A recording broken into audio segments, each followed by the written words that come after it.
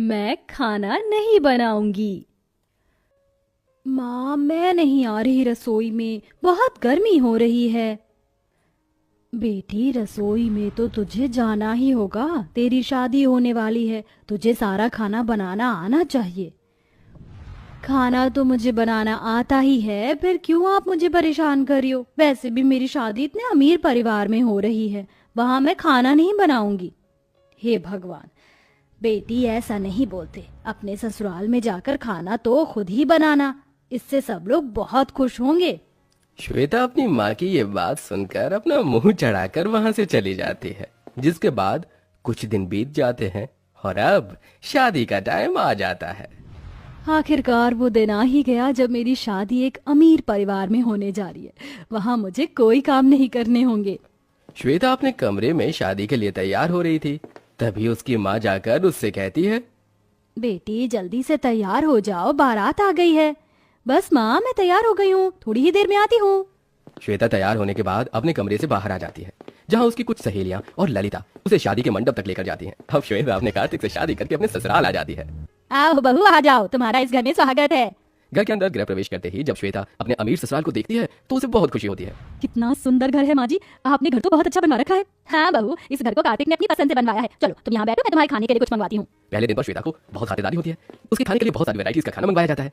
माँ जी, इतना सारा खाना वो भी मेरे लिए? हमारे परिवार में बहू के पहले दिन पर उसकी बहुत सेवा करती है, क्योंकि उसके बाद तो बहू पूरे घर की सेवा करती है।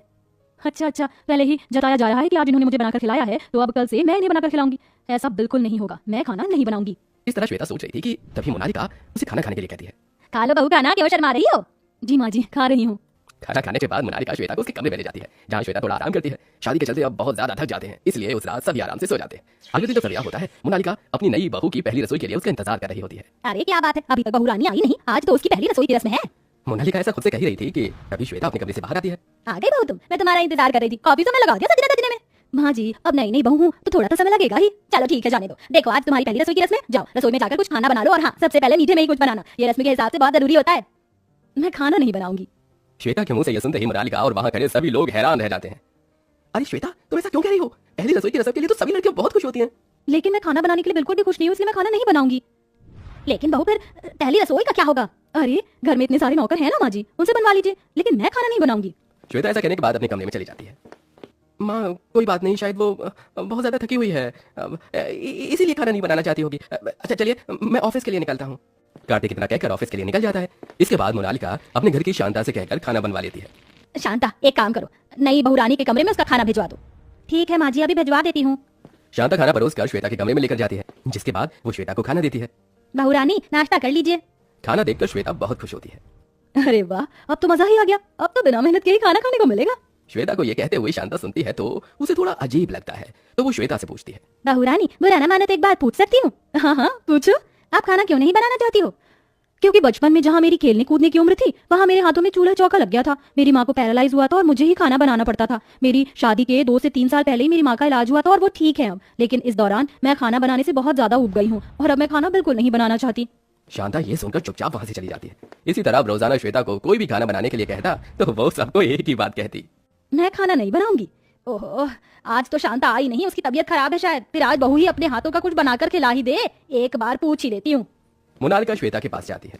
बहू, आज शांता काम पर नहीं आई है, उसकी तबीयत खराब है, तुम खाना बना लोगी? मैं खाना नहीं बनाऊंगी।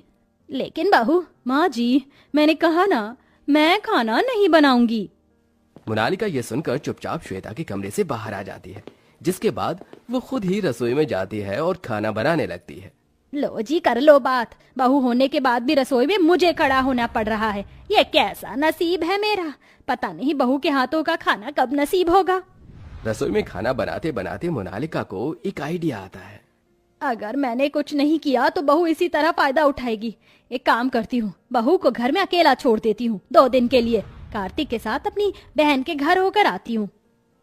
मोनालिका ऐसा सोचकर अपने बेटे को मना लेती है और उसे अपने साथ अपनी बहन के घर ले जाती है। अब घर में श्वेता अकेली रह जाती है। अरे, आज घर में एक भी नौकर नहीं आया, अब खाना कौन बनाएगा? माँ जी भी नहीं है, कार्तिक जी भी माँ जी के साथ ही गए हुए हैं। सुबह का वक्त होता है। श्वेता को भूख लगने लगती है। वो रसोई में जाती है और यहाँ वहां देखने लगती है। अरे बहुत जोर से भूख लग रही है, खाने को भी कुछ नहीं है, अब मैं क्या करूं? श्वेता को खाने को कुछ नहीं मिलता। वो चुपचाप वापस अपने कमरे में आ जाती है। सुबह से दोपहर हो जाती है, उसे फिर से भूख लगने लगती है। मुझे तो भूख लग रही है, रसोई में जाती हूँ। श्वेता रसोई में जाती है। अब मैं क्या करूं? खाना तो है ही नहीं, अपने लिए क्या बनाऊं? श्वेता अपने लिए खाना बनाने की कोशिश करती है, लेकिन खाना तो बनाना बहुत दूर की बात, वो रसोई में गैस जलाना भी भूल चुकी थी। इतने समय से मैंने कुछ बनाया ही नहीं, मैं तो खाना बनाना ही भूल गई। अब क्या बनाऊं, कैसे बनाऊं, कुछ समझ नहीं आ रहा। श्वेता दोपहर में फिर से रसोई से वापस अपने कमरे में आ जाती है और सो जाती है।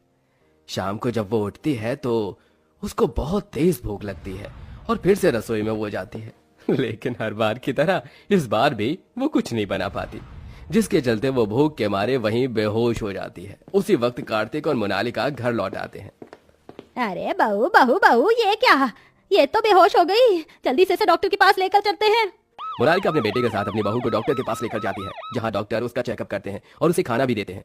इसी के चलते श्वेता को अपनी गलती का एहसास होता है और वो अपनी सास से कहती है, माँ जी मुझे माफ कर दो, मैं हमेशा यही कहती रही कि मुझे खाना नहीं बनाना, और इसी के चलते मैं खाना बनाना ही भूल गई। अब मुझे इतना भी नहीं आता कि मैं अपने गुजारे लायक भी बना सकूं। आज के बाद मैं ऐसा कभी नहीं कहूंगी। आप मुझे खाना बनाना सिखा दो, मैं फिर से पहले की तरह खाना बनाना चाहती हूँ। हाँ हाँ बहू, बिल्कुल, मैं तुम्हें खाना बनाना सिखाऊंगी। इस तरह मोनालिका अपनी बहू को खाना बनाना सिखाती है, जिसके बाद श्वेता पहले की तरह अच्छा अच्छा खाना बनाने लगती है और वो अपने हाथों से खाना बनाकर अपने ससुराल में सभी को खिलाती है और वो सब एक साथ खुशी खुशी रहने लगते हैं।